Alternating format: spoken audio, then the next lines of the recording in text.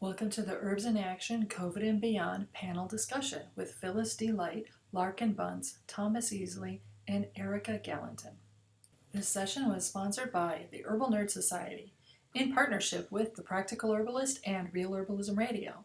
Also, Mudpaw Design House. The information provided in this session and this summit is not intended to cure COVID-19 or any other disease. Due to the novel and emerging nature of COVID-19, no herbalist or medical professional can claim to cure or know how to cure this virus. We are not responsible for the healthcare choices you make, including your use of food, herbs, or any other substances for any reason. This information is not intended to diagnose, treat, or otherwise take the place of a doctor's advice. Seek professional medical advice if you suspect you have COVID-19 or other health problem. This information is provided for educational purposes only. The opinions expressed in our summits are those of the speaker alone and are not that of Herbs in Action or the Practical Herbalist. Use this information wisely. With that said, I'm going to ask each of the panelists to introduce themselves to you and to tell us in maybe a sentence or two how COVID has shown up in their lives or practices. And I'm going to start with Erica. Oh, okay. Hi, I'm Erica Galanton, herbalist at Sovereignty Herbs in Athens, Ohio, and we have been very fortunate in my county and the surrounding counties here in Appalachian, Ohio, to have a very low incidence of confirmed cases of COVID-19. As far as its impact in my community, however, that's a totally different story. And so I predominantly have been working with members of the public struggling with comorbidities, issues regarding immune compromise and being afraid of getting the virus, and then of course a lot of the stress and anguish that has been associated with the pandemic and helping people navigate those things. So that's, I guess, my sentence with no punctuation marks. Thank you. Phyllis. It is, sorry. I'm Phyllis Light. I'm in Arab, Alabama, which is in North Alabama, and I have an herb school here, and I do consultations, Appalachian Center for Natural Health, and how it's impacted my community. There are quite a number of cases in my county.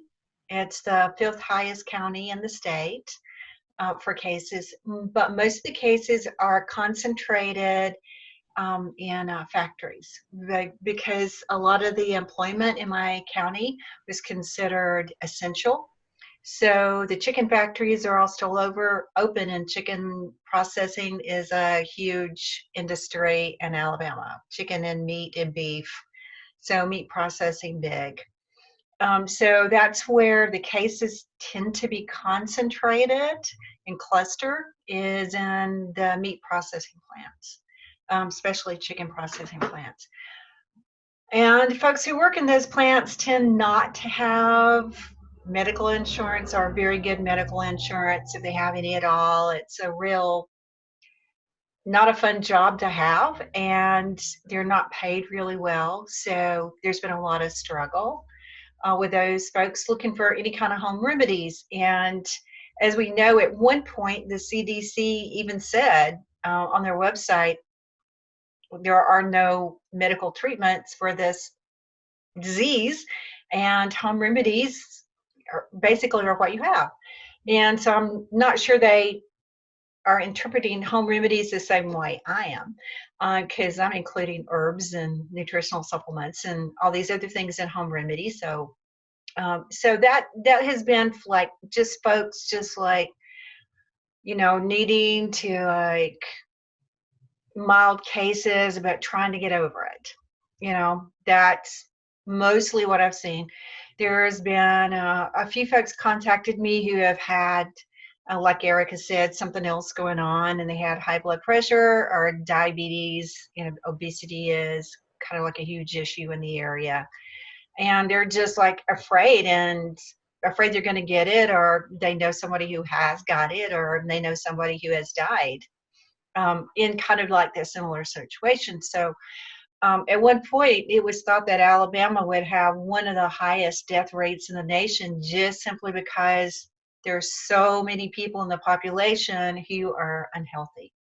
You have autoimmune disease, who are overweight or obese, who have high blood pressure, diabetes, tremendous number of people on dialysis, for instance, in the state. So those folks, it's more about the fear because they're actually afraid to do any herbs because they're on so many medications. You know, these folks are on multiple medications, easily four, sometimes 5 or 6. And they're just afraid to do any herbs, but that's where I can offer like guidance in what are you eating? Tell me what you're eating these days, and work through vitamins and eat. Almost everybody's heard about vitamin C and D and A being useful. So folks are calling and asking about that. So that's mostly what I've been doing. And then there are some people outside my area. That's my area, but then I get, calls from other parts of the country. Folks are just really like, what herbs can I take? So I've been doing long distance consultations with folks who have either been diagnosed or what can I do if I get diagnosed. So I've also been working in that way. Okay. Larkin?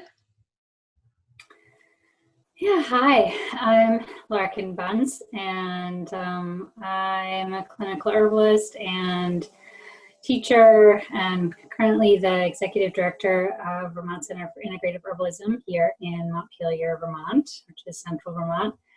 And we have a student clinic, and right now that's the primary way that I'm seeing any clients with COVID or suspected or et cetera. Our county, I think, I haven't checked in the past few days, but we're the capital, but we're certainly not in any way the largest city. Where the next county over has about 400 cases, we have like 35. The whole state has had fewer than 40 deaths. So we've done really well in that regard, partly just because we have such a small population. But people have been pretty good about distancing and really self-isolation, et cetera. This week, though, we really started to open back up, so to speak. So it'll be interesting to see how that shifts. So primarily, I've been supervising my students' cases. So I'm talking to the clients, and then I'm also talking to the students. And most people are working with what are considered, I think, medically mild cases, simply because they're not in the hospital. But there have been a number of folks that, from the perspective of what we see as herbalists and what maybe folks would think if they were dealing with it alone at home, would be pretty scary or severe or just kind of on the edge. Or just, again, scary to be dealing with by yourself, where there's not a lot of information or context for what constitutes time to go to the hospital, or if they've already been sent home. So yeah, working with kind of that place, because also it's a sliding scale clinic, so most folks don't have a lot of financial resource to sort of get other supports, whether that's specialized food or just whatever, other herbs, then we can get to them. So it's been a lot of that kind of cobbling together, but really blessedly few clients in the grand scheme of things because of where we are. And certainly the stress piece, I feel like a number of our students have also been kind of in I think maybe I had it, or I do have it, or my mom or my housemate or my partner. We have a number of nurses who are students who are certainly dealing with it from their own perspective. The stress piece around that. So I feel like, as Erica said, just a lot of the stress and fear and working with that in terms of how that intersects with prevention and immune health, as Thomas was talking about in his workshop. That's been a big piece of it. And then also just a lot of information filter, debunk, that's been a huge part of my work. I feel like it's just constantly, and I think at least on social media, I've seen all of us kind of dealing with that. But yeah, that's actually been a huge, why is this our job? It pains me to be doing that. But it feels like it's really important, especially as a teacher, just for my own students. And then however that serves the larger population is great, but it's really interesting just becoming, I feel like, a human shield between the madness and critical thinking. So, yeah. Yes. Thomas, would you like to introduce yourself? Me? Is it my turn? I'm the last one, right? Hi, I'm Thomas. Hey, everybody. Yeah, so my name's Thomas Easley. I live in the middle of nowhere, North Carolina. I run the Eclectic School of Herbal Medicine. There hasn't been many cases in our county. I haven't checked it in the last few days, but like 3, 4 confirmed, not many. But I wrote an article early on as a pushback against the like antiviral, anti-everything crap that was like being spread, and I got a lot of people contacted me because of that, and so I started doing distance consults, and I worked with like half a dozen confirmed cases and about a dozen more suspected. Only one wound up in the hospital, and only for a short time period. I like Larkin, I'm mainly seeing people through my students who are actively taking cases. Yeah, it's a pretty wild infection that is difficult to wrap your mind around because of the variety of presentations and unknown predisposing factors, in addition to the handful of known. And so how has it impacted me? Like, not much in my county, but my God, at the like sheer work volume in dispelling the myths Yes. and like reassuring past clients that you know, haven't left their home in a decade, that they're probably not going to get it, and you know, like all of the normal things that herbalists do when there's elevated stress levels and kind of rampant fear. That's been most of what I've been focused on outside of the handful of cases I've seen. All right, well, I'm going to kick us off with a question about what we can do at home. So here it is. I'm going to actually read this. What are the best ways a family can protect themselves now from the current outbreak beyond the guidelines we've gotten from the CDC, World Health Organization, and Johns Hopkins? Those suggestions or those guidelines they've given us include hand washing, social distancing, shelter at home, and self-quarantine if any signs of illness are present.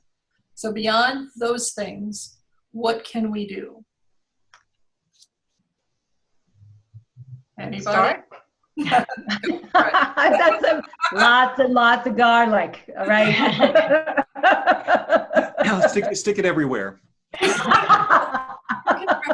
If you stick garlic in enough places, nobody will get close enough to you to transmit the virus. So. Oh, wear it around your neck as a necklace. Yes. Right? They weren't talking about vampires. They were talking about zombies. There you go. Yeah. Well, I would say on a more serious note, to get yourself as get your nutritional status as high as you can. You know, whether you're going to do this with foods or with supplements, get your C status up, your A status, your D, your E, get all these nutrients as strong as you can within your body, because this is your number one baseline cellular level of protection and support for your immune system.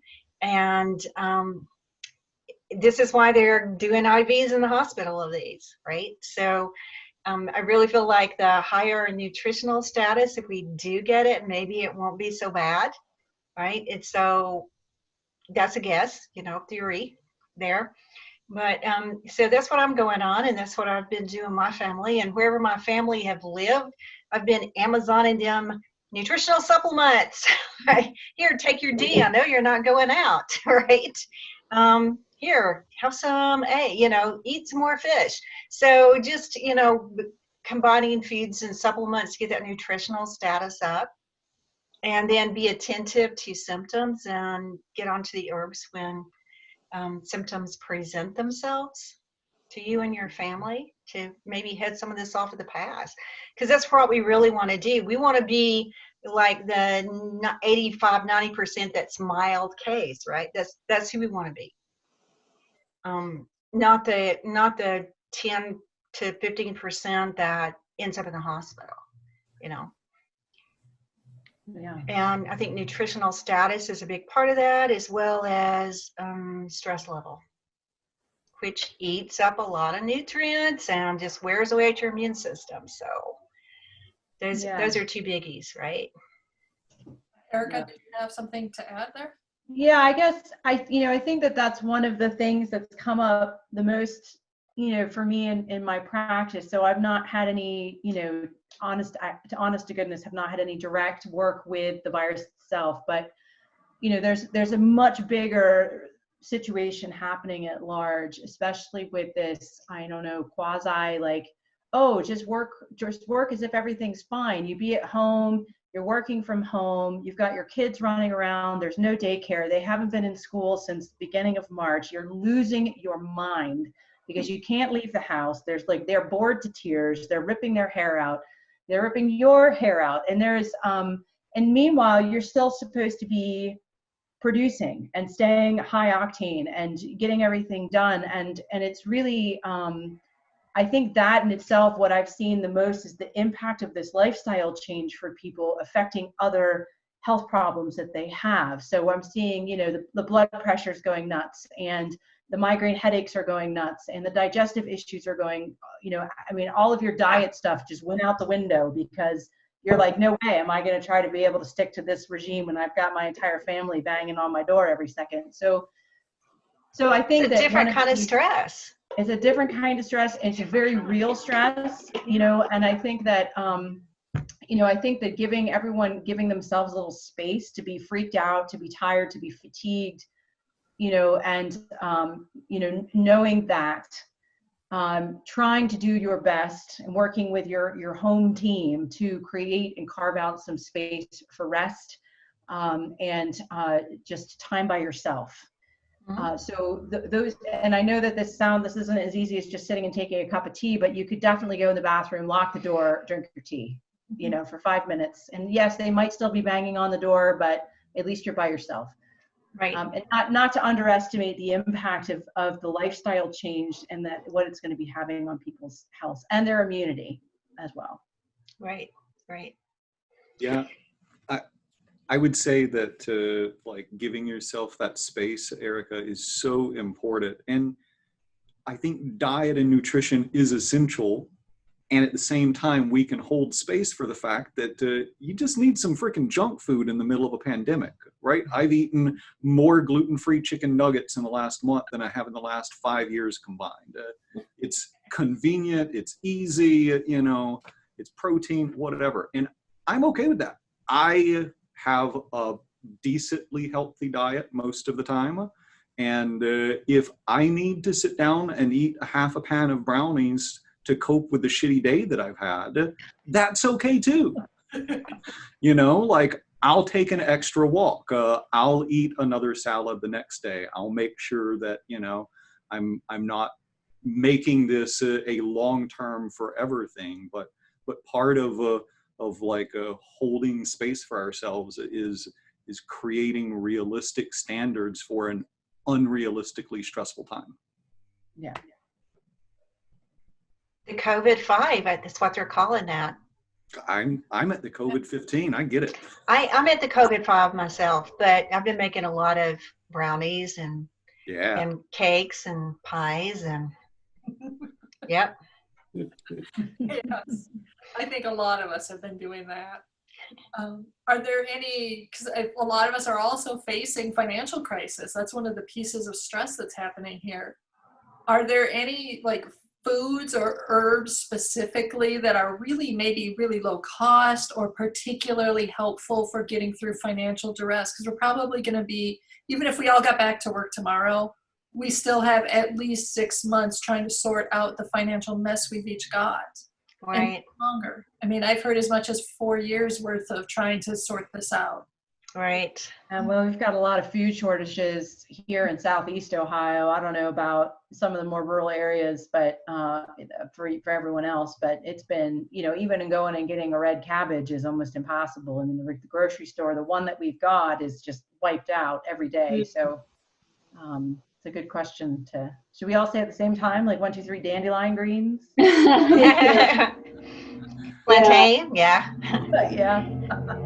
Yeah, I was going to say that I think there's a really sweet resource that I think the folks at the Herb Bus put out, which is just kind of a like quick and dirty grocery list just for like colds and flus, I think was their intention. But that had been something that I started thinking about right away, which was like, what are the things that people are going to have at home anyway, kind of doing the what have you got in your pantry, and then if we could prepare, if we could think ahead so that it's, we actually will know what we have in our pantry, what would be on that list that's super accessible, people know how to use, yada yada. So I think in my mind, I started to really just think about the cheap and kind of, because we don't know how this is going to show up. At first we were like, yay, okay, everything for fever and coughs, and now it's like, okay, it could be freaking anything.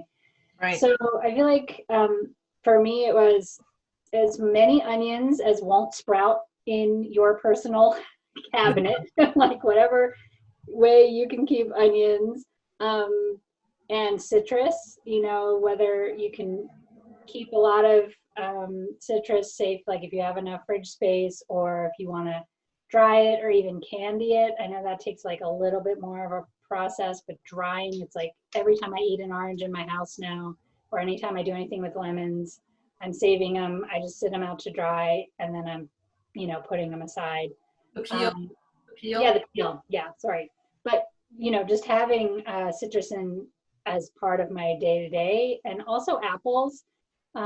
We're so lucky here. We still have fresh apples from last season. We have incredible orchards. Vermont's like an apple state, so people are really good at keeping them, fresh all year round, and magical, probably high carbon resource use freezer type things. But the frickin' apple situation, it's like apple a day, that old yarn feels really real for so many of the symptoms. I mean, just apple peel. I think it was Stephanie Hoffalt who was saying on one of her awesome posts, like apple peel tea is actually great, kind of moistener, and for some of the respiratory as well as digestive stuff that comes up.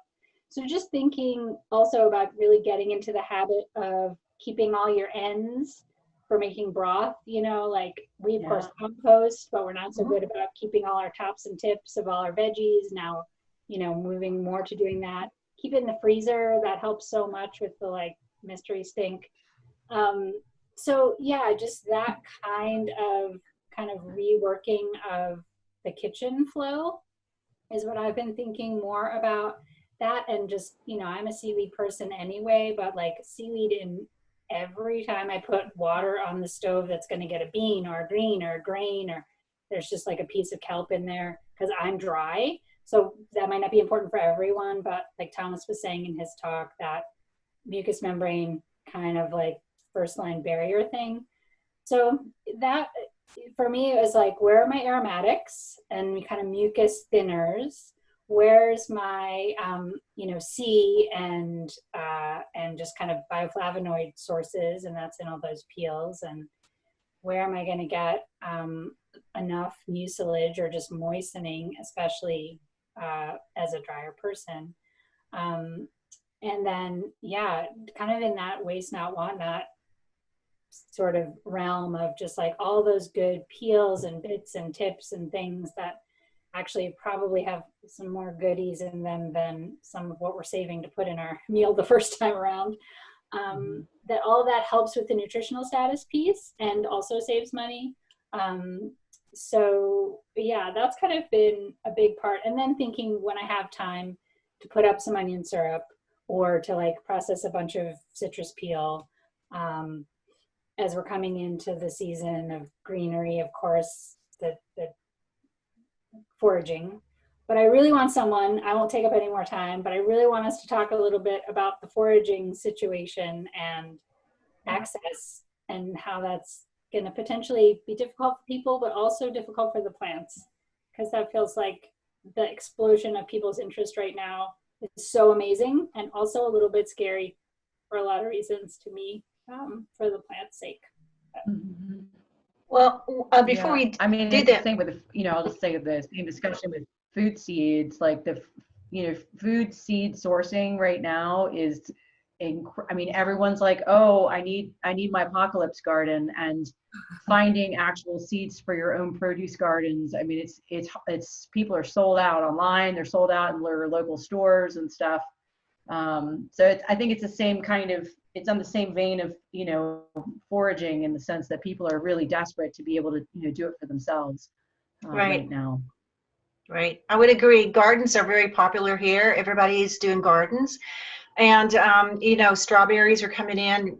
I'm kind of in a different climate, so we're already have food coming in. So I went out to pick your own strawberry farm the other day. It was packed. I mean, they were all packed, but people are like storing food, freezing, canning, moving into food safety and food security in a way I haven't seen since, gosh, I don't even know when. Y2K. Pardon? Y2K. Y2K, yeah, oh yeah, probably Y2K. But it's a big deal here. But this is a big area for preppers. If y'all know what preppers are, I would say about half the population here are preppers. So everybody here who was prepping was already into food security, and they were already pretty decently secure. Seriously, they were like, I've got one student in my class. They keep 2 years of everything. Wow. I know, but that's kind of like more than norm here. So there are some of the older people don't have that ability or not into prepping, but a lot of the late 20s into the late 40s, they're already gardening, they're already hunting, they're already canning, they're already freezing. And so they weren't a huge load, or kind of like they weren't taken away from the resources because they were already doing this. But now everybody that wasn't doing it is now doing it. So you're right, there's like now limited resources. But I am happy to see people gardening. At least they're going to get some good nutritious food from all this. Exercise also. And exercise and some sunshine. They're going to be outside and working and grounding in the earth. I mean, I just see all these wonderful benefits. I'm glad they're doing it. Mm-hmm. Thomas, did you have anything to add? I've never lived in a place with a high enough population that foraging would impact it.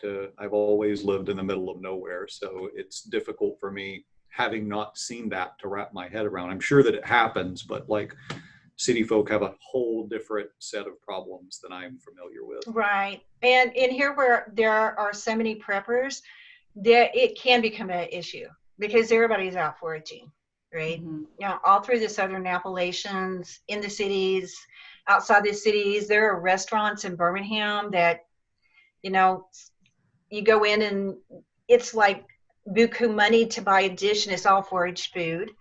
So the restaurants here are even into the foraging, so along with everybody else. So it can be, I totally see where you're coming from. I guess our only saving grace is that we're semi-tropical, and if you cut it down one day, a week later, it's back. It's like everything just grows and grows, just like really hard and fast. And that helps, but it is an issue. And there are always going to be some plants that are over harvested. And, and whatever it is at the moment that is the fad plant that we should run out and over harvest, every prepper is out there ready to do it. Yeah. I really worry about mushrooms here. Yeah. Well, and it's interesting too, because I feel like, this is a job for us herbalists in helping, people who are interested in foraging specifically out of, fear. Approaching foraging from a place of fear is a whole different thing than approaching foraging from a place of, sustainability and right, et cetera. that really what we can achieve with herbal medicine right now, with all of this stuff going on. I think this has been touched upon this today, is really looking at the integrity of our mucosa, right? And looking at, okay, so we have herbs like, right now the violets are going crazy. And, I don't know about you, but I'm pretty sure that, violets just have this way about them where they just keep coming back. Like, That's I can never really ever imagine a world without them because they're so prolific. And so we have this wonderful green that is full of minerals, that's lovely, goopy, soothing, restorative for the mucous membranes, super easy to identify. Doesn't even really taste like much. So it's an easy one to kind of get past the palate. And the same with, really young plantain, especially the major, the circle shaped one, because, when it's older, it's kind of like chewing on rubber. But when they're younger and they're first coming out, they have this really wonderful flavor to them. And again, they're just really soothing. And so these are the approach to the herbs, I think, is what's missing here with this whole with the foraging and I need to go out and get all the, dig up all the elderberries, or I need to go out and I need to dig up all the yellow root, or because they're antiviral and they're going to save me. And it's actually we're looking at trying to use herbs to support the integrity of the body.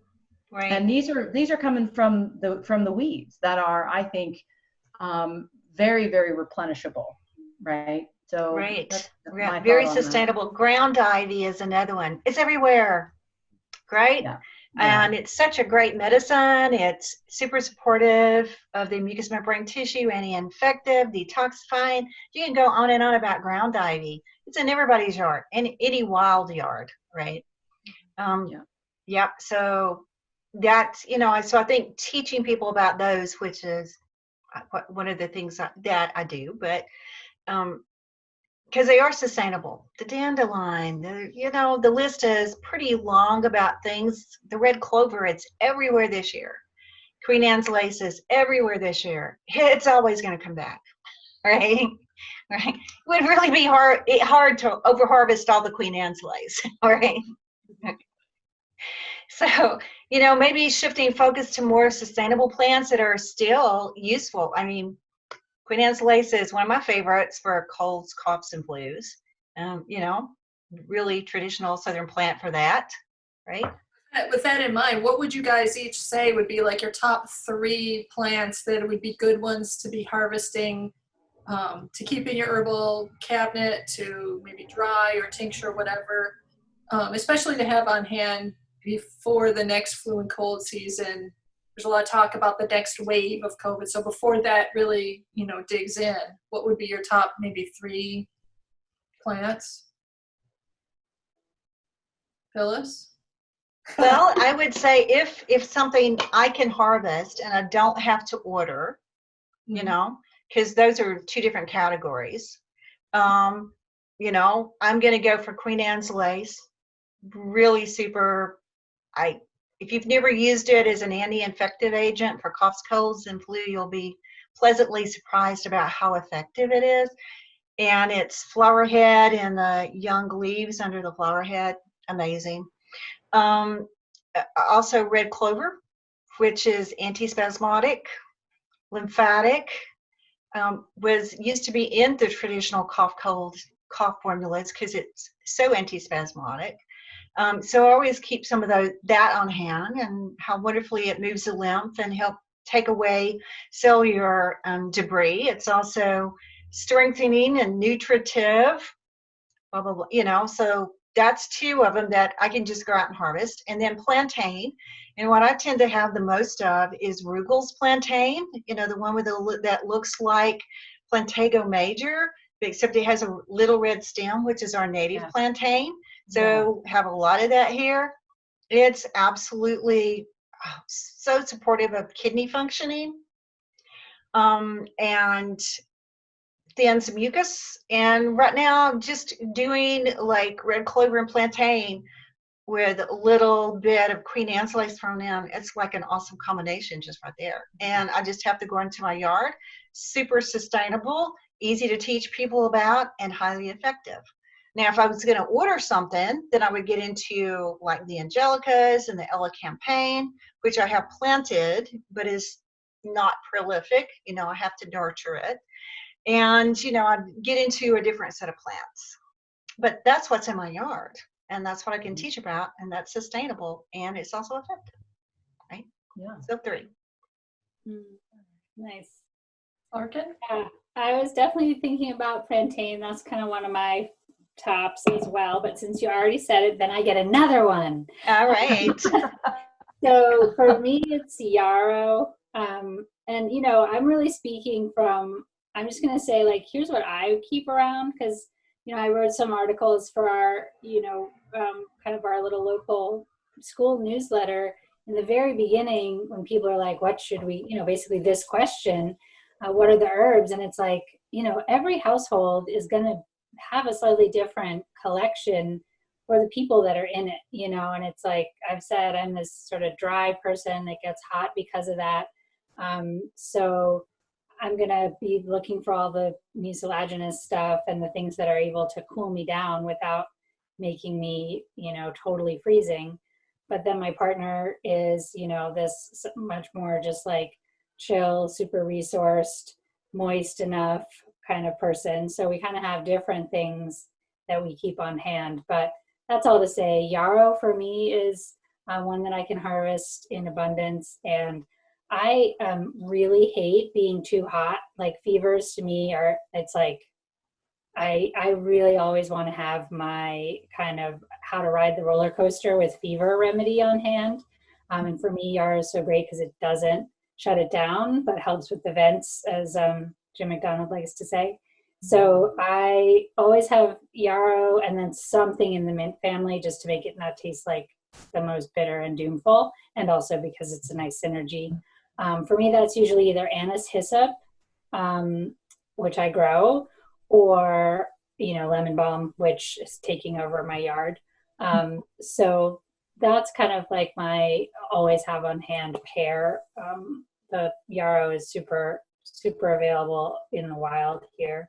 And then I was thinking about like, what else have I really been doing? I grow angelica as one of my close buddies. So there are some wild angelicas. They're not the easiest ones to teach to forage because there's a lot of poisonous members of that family. So I don't suggest people run out and think they found angelica. I always say, like, plant them if you can. But one of my favorite remedies is honeyed angelica. So either root or stems, and like baking it basically in honey. And then those become like magic cough, soothing, expectorant, moistening. It's like candy when you're sad.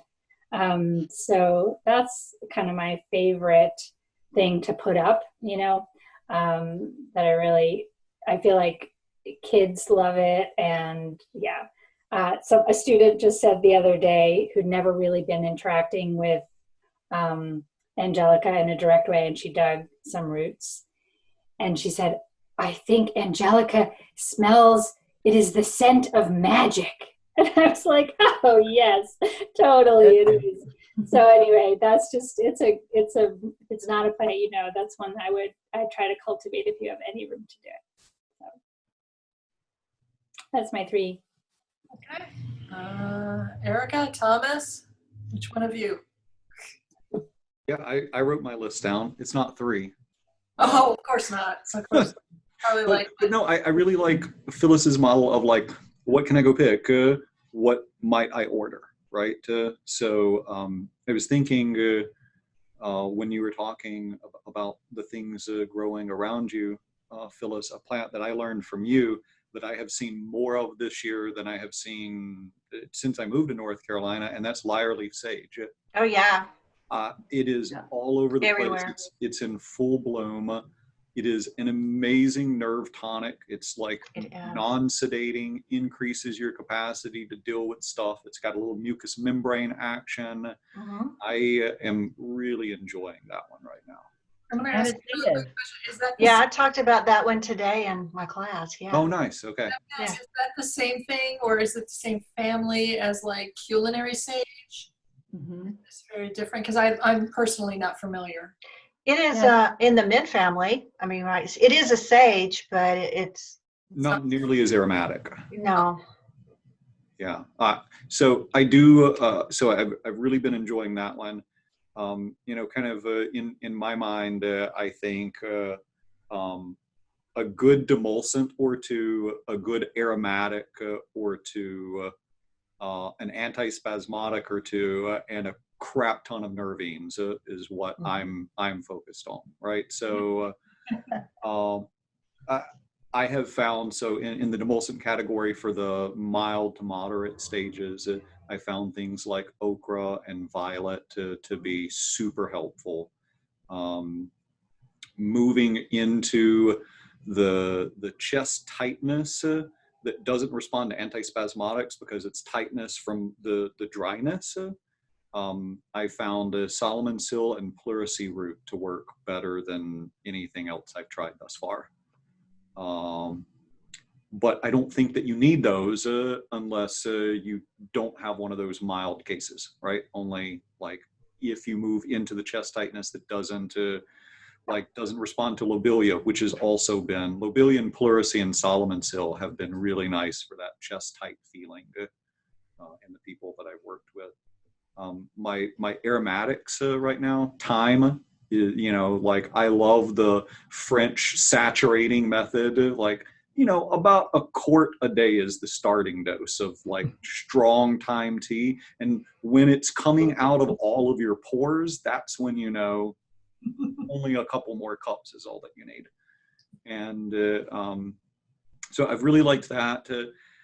And then I have been using quite a bit of lovage, of just classic European lovage. I think that I've tried OSHA, and I think that it's a little too heating for a lot of people, and lovage gives me that like similar expectorant aromatic, very sustainable, not as drying. So those are the ones that I've been relying on and kind of making sure I have plenty in my garden or available. Erica? Oh my gosh, all these cool plants. I'm like, I need to go try some Salvia lyrata. I'm ready. I think, I think the demulcents are really important, and making sure, like, I don't know, my big one has definitely been violet leaf this year, and the flower as well. I mean, it's just, it's also been like this uber amazing violet year. So that, I mean, that would be without a doubt on my list. I'm also, I have been, I guess I'll add to that maybe, either a peppermint or a spearmint, something with a bit of menthol in it. I think that it's got, especially the spearmint with this kind of somewhat nervine, or even catnip might be a good one, with that kind of nervine action, just having that aromatic to just keep these, to keep the chest nice and open, even when it's dry. And then a third would probably be, I mean, I want to say raw honey. I mean, I know it's not appropriate for all ages, obviously, but like, for me, there's, because it's such a wonderful vehicle. I mean, you put the ginger in it, put the thyme in it. I mean, thyme and honey tea is just like, wow, what a great blend, So, violet leaf, and well, my husband's a beekeeper, so that helps. But so, Oh yeah, but you've got access to it, you get it off the combs yourself, But yeah, I would say violet leaf, mint, and maybe ginger root. I keep wanting to say ginger root, and then honey as well. Nice. If you guys were each, because we're talking about individual plants now, if you guys were each going to say a home remedy that you can make, like in advance, like you can make a tea blend, or you can make other, what would be the home remedy that you would recommend people who are maybe new or who are just starting out? What do you recommend they start off with that they make sure they do this particular season? Well, I was Garlic gonna and say onion something. syrup with honey. Yes. Put it in your fridge. Yeah. Onion syrup. Totally. Yeah. We got 3 votes here. I was thinking sumac elderberry syrup. Oh, Yeah. Yeah, me. Yeah, yeah, yummy. And super anti-infective, super anti-inflammatory, easy to make. It cans really well. I can it, keep it, just haul it out, ready to go. So, and it's a beautiful fuchsia color. It's gorgeous, right? Do you use And honey or I'm sorry? do you use a honey or do you use syrup for it? I use sugar because I want to can it in a sugar. If I'm going to heat the honey up, I've lost that, the benefit of it anywhere if I'm canning it. But James Duke says that on his database, he said that sumac was more antiviral and anti-infected than any other plant he tested.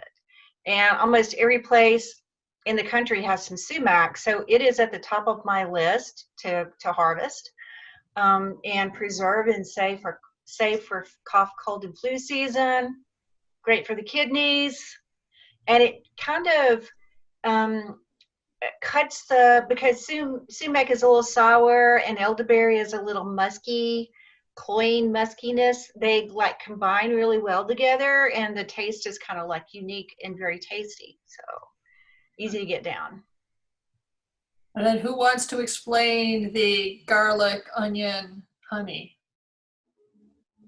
How we're doing that? Who's going to give the rest? Throw it in a jar and cover it in sugar. That's, Or honey. or honey. Yeah, no, sure. And keep it in your fridge. Right. I've grown some pretty interesting species of mold on syrups that have not been kept in the fridge. Yeah. Yeah. So There's definitely gonna. Can I backtrack for a second to? yes, go ahead. I had something that was on my mind when you ask about what do you need to keep for, what I have seen more than I thought was people not owning thermometers. If you're going to stock up on something, go out and buy a thermometer so I know if you're actually running a fever or not. Yeah. Like half of the people I've consulted with haven't owned a thermometer, have had one in the house. And it's very difficult to know what advice to give if you don't have some objective data. That makes sense. Do you recommend any particular type? I mean, the old-fashioned one in the mouth, the ear one. I think there's forehead ones now. I'm like a old-fashioned in the mouth. Get the alcohol, not the mercury. Give it the 3 minutes under the tongue. Do it twice a day if you're going to get a baseline for a few days, and then if you're going to go out in public, keep track of it for the next few days if you're at high risk. Unless you have children and get the ear one. Okay. Because they're not going to sit for 3 minutes. Yeah. Or either that or they're going to be chewing the thermometer, or one or the other, right? So I found the ear ones are more accurate than the forehead ones. Cool. Good to know. That's good to know. As somebody starting out or, family herbalist again, if you're only going to learn one actual medicine, one way to make medicine, what would be the method that you would recommend? Tincture, tea, decoction, what vinegar, what preparation would you guys each recommend as a good starting point for folks? I mean, teas were good for the thousands of years before the still was invented, so I'm kind of good with teas. Absolutely. Yeah, Teas. I think learning how to dry herbs well is the best skill anyone can learn. I'm with you guys. Yeah. Totally. Yeah. Everybody can boil water. Mm-hmm. Yeah. And I would just argue that we can just make tea and decoction the same, because if you can make soup, you can make a decoction, and if you can boil water, you can make a decoction. So yeah, I feel like just the water-based preps and just knowing that they're not, certainly when we have clients who are really new to herbal medicine, they're like, decoction, what is this fancy weird word? And so I'm pro just demystifying that. Like if it's hard and woody, you just need to boil it and then let it steep. If it's leaves or flowers, then you just let it steep only. So yeah, that. I think the water-based, I agree, that'll get you the farthest. And that's the most versatile as well, I think. Right. Yeah. All right. Yeah, I wanted to say, actually, just really quick to go back to the what would be your favorite or the main thing to do. And also just thinking about like the plants that I'm harvesting right now or have been and plan to. Um, I'm just a really big proponent of like those all the old topical folk remedies because I've also trained as a body worker. So just like to me, this isn't something you even have to like preserve or have on hand as long as you keep fresh ginger in your refrigerator for like part of your dietary intake, which I highly recommend to just be buying that and having it around. But a fresh hot ginger compress when you have a fever or when you can't quite get a fever going or when your body feels like someone's been banging on it with hammers, just really grating ginger into hot water, letting it simmer for a little while, and then soaking a cloth in that, making sure it's not going to burn you. It's awesome if you have somebody to do it for you. That's like the most, to me, like soothing, nurturing thing is having someone lay hot ginger cloths on my body. But if you do it on your lower back, it's traditional Japanese folk medicine. And so it's like on your kidneys, basically laying this warm cloth. And you just change it when it gets cool. You soak it again in the hot and then put it on. That has done more for me. I mean, it's great for pain and all kinds of other things too. But when I'm just really miserable, I can be drinking tea and taking all of my other things. And there's something about that that is so helpful. You can do it for anyone. There's not like an herb-drug interaction concern. You can do it to little kids. Just take care again with the temperature and make sure you put something down on your bed because it always leaks and gets everything soggy. But yeah, that would be for everybody to learn how to do it. And it's just make tea, put rag in tea. That's, not technical. Yeah, can I add to that too, like garlic socks? I mean, especially for the kids. That's it's trying to get a kid to take garlic and onion syrup. It can be a little complicated. And if you're already like, oh, I want my kid to have a little bit more garlic, they're not feeling well, they're really congested. It's like, just put those peeled garlic cloves in their socks overnight and it will permeate the body. The feet are amazing that way, and so is garlic. So, Yeah. So garlic socks. That was what I was going to add. That's a good one. That is a good one. I've got a question for you about finding good herbal information. So with this pandemic, we've seen a lot of information on how plant medicines may or may not support healing and prevention of COVID. We all kind of talked about dispelling a lot of crazy myths. Actually, this is really not new. Experts in many fields, not just limited to herbalism, have weighed in on how effective home remedies are or can be for handling illness and preventing disease. We've been seeing that a lot through the years. So how can you tell the difference between good information and bad information, especially if the source is a doctor or scientist or someone else that I would normally trust? How can I check my facts or do my own research to make the best choices for myself and my family? Well, I mean, that's it. You have to do your own search. You have to do your own internet search and, follow the money, number one. Follow the conspiracy theory, number two, and see where you end up. It's like there's so much bias, crazy information out there that every day on Facebook, somebody's posted something new that when I really take a look at it and look at the background of it, I'm like, oh my God, well, this is just not even true. Now, the latest one is the doctor who was arrested for supposedly, being what was she, a whistleblower. And it turned out that she got arrested because she stole lab equipment. So you just have to research and just get your butt in front of the computer and start researching. There's just no way around it. I mean, you can talk to people you trust and hope they're researching well, but they may or may not, be. So I think that question is kind of self-answering.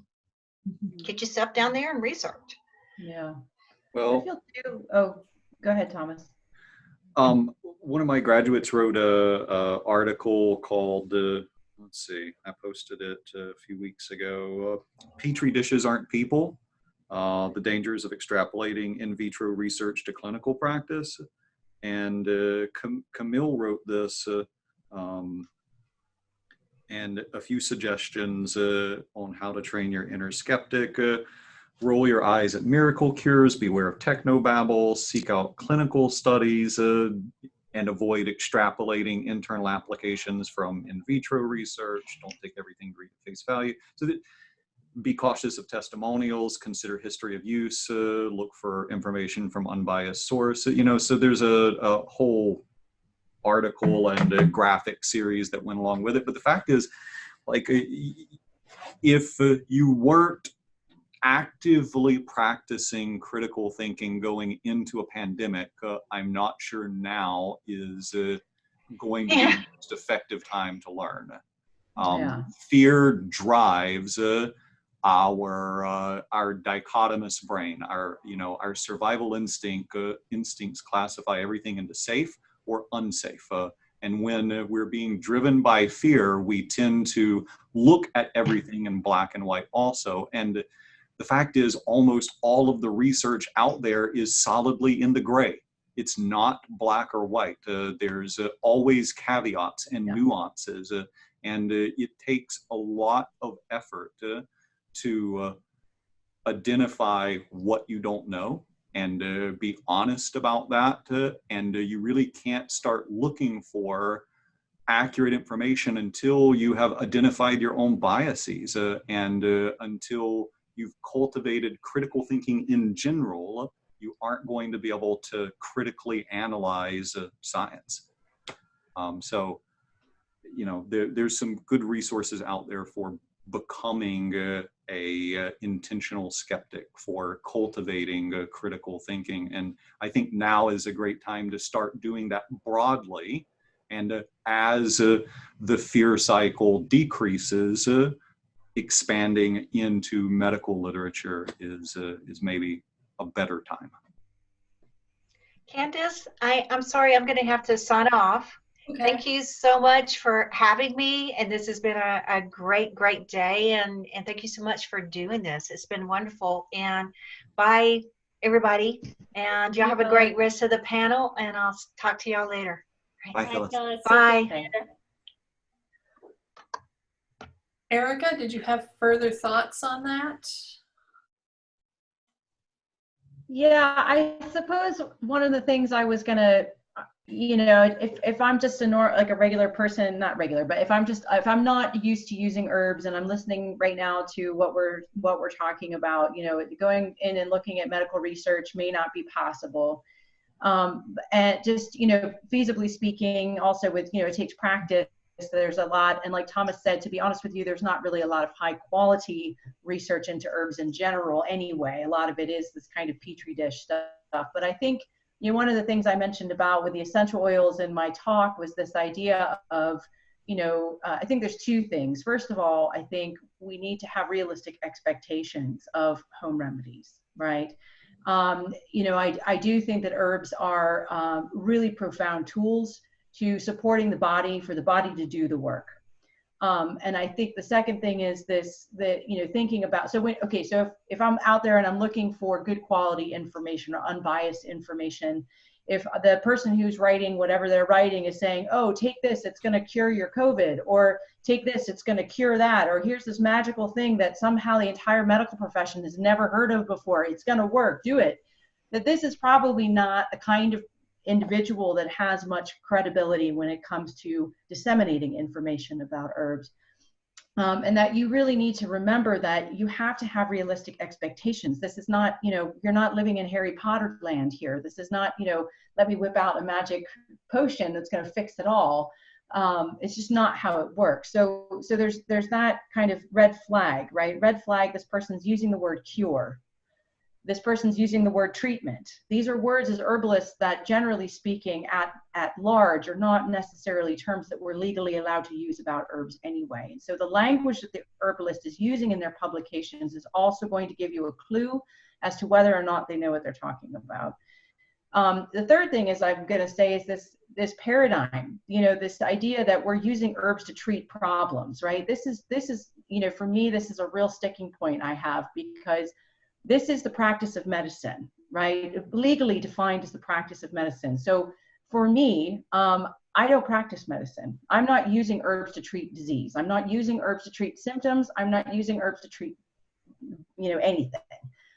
My role as an herbalist is to use herbs to support bodies. The bodies are doing the work. And so I think that when we start to look at bringing in information that, listening and paying attention to people who are talking about, okay, what herbs can I use to support my immunity? What herbs can I use to support my circulation? What herbs can I use to support my respiration? Rather than saying, oh, treat your COVID with this. If you can hear that, there's a different language going on there that I think is a really a starting place for filtering out some of the crap that's out there. That was what I was going to say.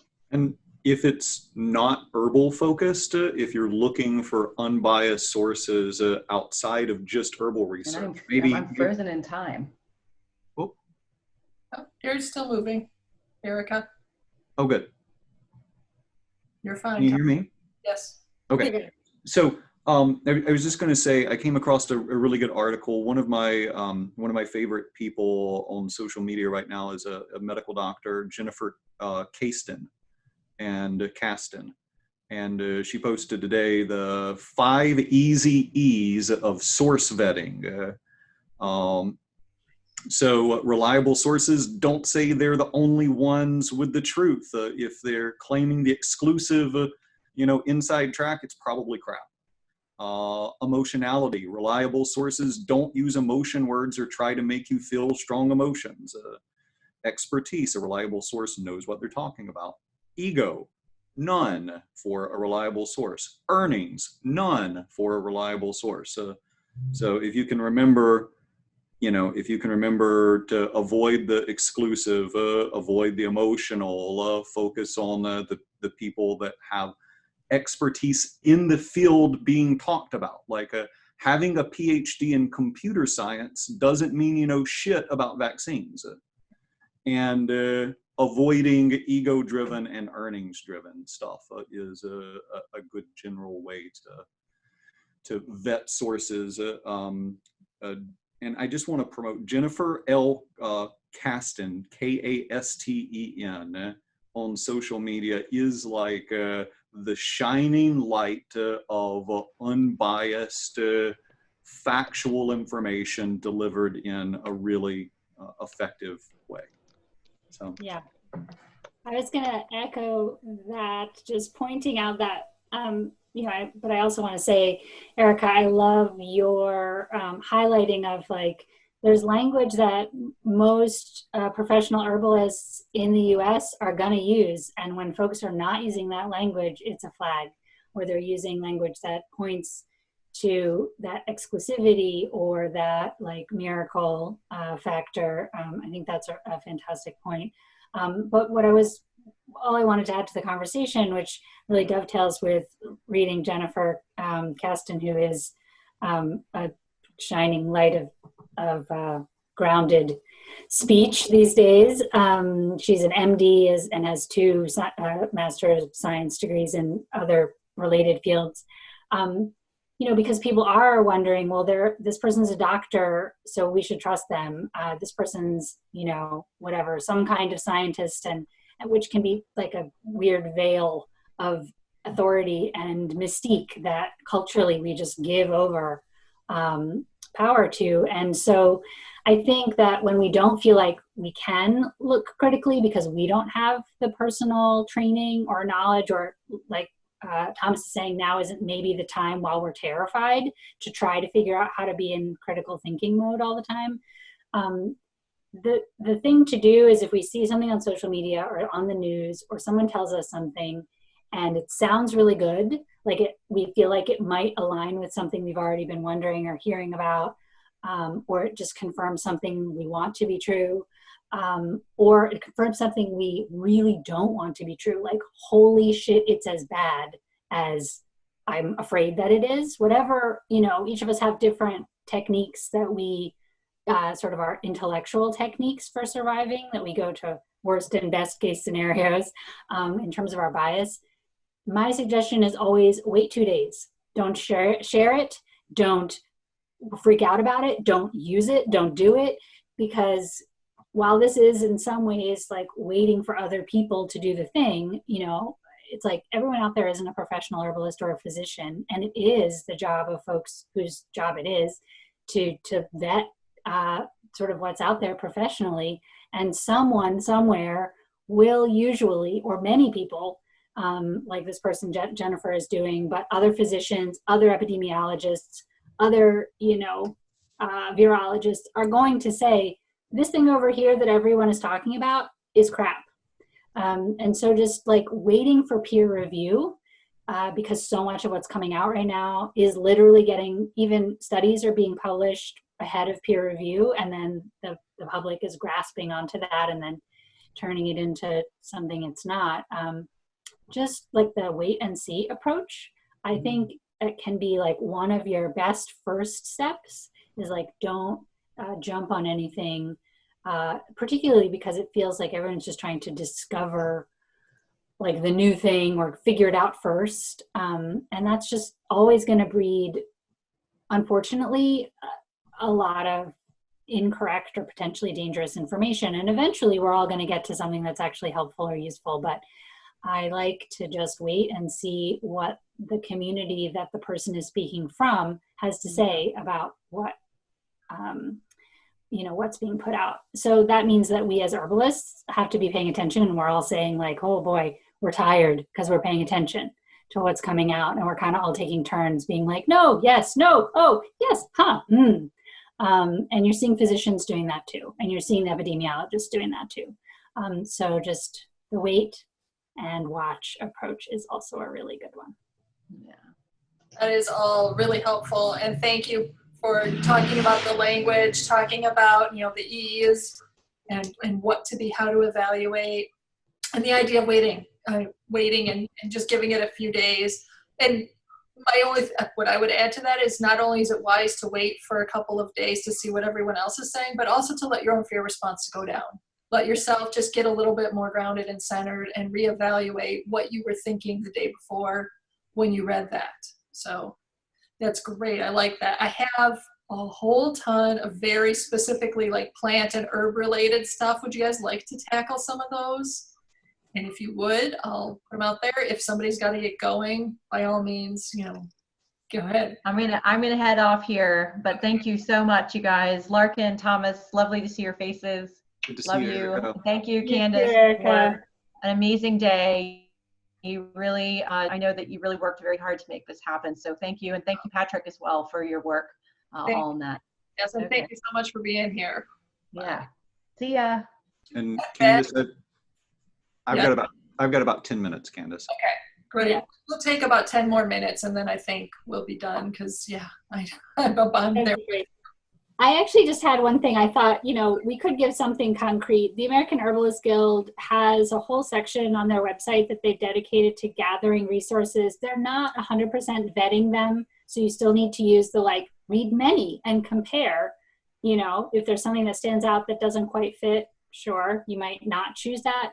But just to say that is a really good collection, you know, 90, and I'm not even going to say it's not all good, but I'd say I agree with like 90% of what's on there. So, and I think everyone could probably pick out a few things that it's not with their own practice, but it's all really great. So that's a great place to start. And we do have a link to that on the more resources page with the summit. That was one of the ones that I just was like, no, we got to put that in there. Nice. So one of the questions that I have gotten from Cecily, I probably mispronounced her name again, I apologize. But she says, if you can't get Lobelia inflata, would tincture of Magnolia grandiflora be a good substitute? No, I know that you made that tincture at my place and really want to use it, but that is probably not going to be appropriate here. If you don't have lobelia, then I might suggest New England aster, Kella, silk tassel, Larkin respiratory antispasmodics. I mean, those are kind of my my friends, sometimes I'll lean on Angelica or Calamus. Nice. Nice. Yeah. But I really like the lobelia too, so that's hard. There was an Angelica question, actually, the difference between Angelica sinensis and Angelica archangelica. Asked more specifically about COVID-19, but I would extend it to, general viruses and dealing with that. What do you guys think? Interchangeable? No, the synesis has got less aromatics and more of a downward moving action, and the archangelica more aromatics and more upwards moving action.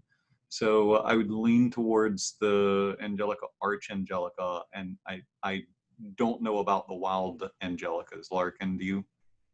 No, we have way too many weirdo Angelicas wild here and we've got the, conium, so we don't do a lot of wild digging around here, but I like the sinensis for anybody who was listening earlier today, the depleted person who needs blood building. That's really what the dong quai would be used for. So that one's really nice for sort of the dry, needs nourishing. It adds a nasty taste to your decoction if you're making it into soup, like socks and magic together, dirty socks. So I vote for just using Angelica, which is a little more like hot celery or something, and magic. So that feels a little more clean to make tincture, or to make, like the flavor is a little more clean or clear, crisp. But yeah, I agree. The Angelica I tend to use because it's super accessible. I can grow it here. For people who just really need the expectorant and like the diaphoretic. But I do keep the Angelica sinensis on hand for the super pale tongue, depleted, tired, because it will help with as a gentle expectorant too. But I'd probably add something else as an expectorant alongside of it if I needed that.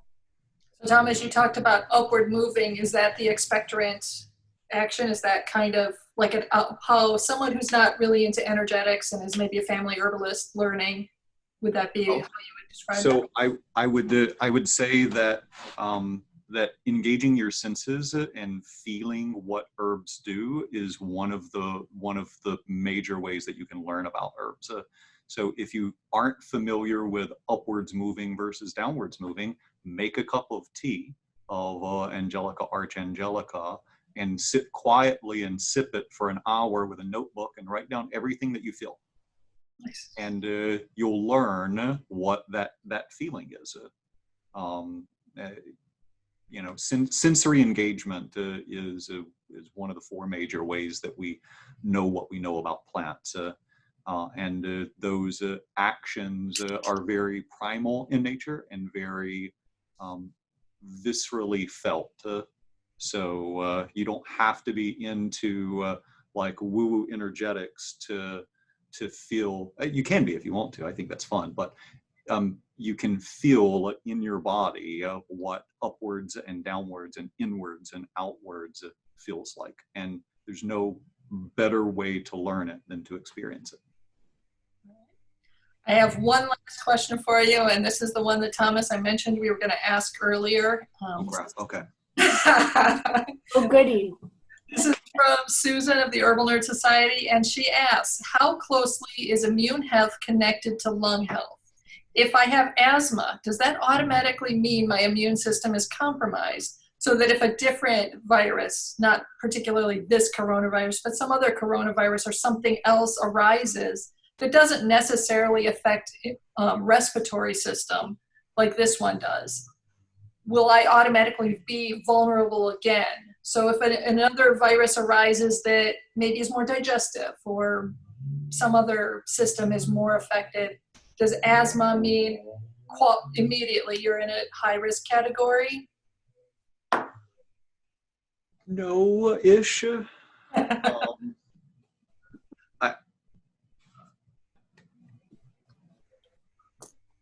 You are at a greater risk of respiratory infections the less healthy your respiratory system is. Having asthma means that your respiratory system is not in as robust a shape as it might be. So your risk factor would be for respiratory infections. You aren't at a greater risk of a viral gastroenteritis, the stomach flu, just because you have asthma. I could maybe make a roundabout argument for asthma being a Th2 dominant condition, and maybe there's some Th1 fatigue, but let's just not. Yeah, the system that is most affected by what you have going on is the weak link that some viruses might take advantage of. It's not a body-wide thing normally. That's my understanding. Larkin? Yeah, that's what I would say. And I just think too, like, in general, asthma has this constrictive and also a general hypersensitivity kind of picture for many people. So thinking about, how severe it is, how much damage there's been over the years, how long you've had the asthma, how bad it gets when it's at its worst, all that's going to affect how much inflammation and constriction you have, if there's any scarring, anything like that, so there's even a level of vulnerability within the lung compromise. It could be that it's not very compromised at all relative to someone who's had more severe inflammation related to their asthma. So also, just like you have this diagnosis, you use your inhaler once a year, that's not a big deal compared to perhaps someone who has more ongoing, frequent, or has seen imaging of their lungs and there's real tissue damage that's visible. Anything like that obviously would change your vulnerability. But yeah, it's not like body-wide as Thomas said, I would say. Thank you so very much. Truly, we could probably go on all night, but I think all of us are tired and it is time. Thank you for being here, Larkin. Thank you for being here, Thomas. I truly, truly appreciate your expertise, and I know that everybody else who's attended really does too. I'll email you both. There were a couple of documents or articles, that sort of thing, that you mentioned. So I'll ask you for links, and then I'll put those up on the Summit page for the panel. And I think that's it. Thank you. Thank you, Candace. Thank you, Patrick. Yeah, thank you, Candace and Patrick. Really appreciate it. Thanks, Thomas. Fun to see Good to you. see you, Larkin. Good night, everyone. Thank you. Bye.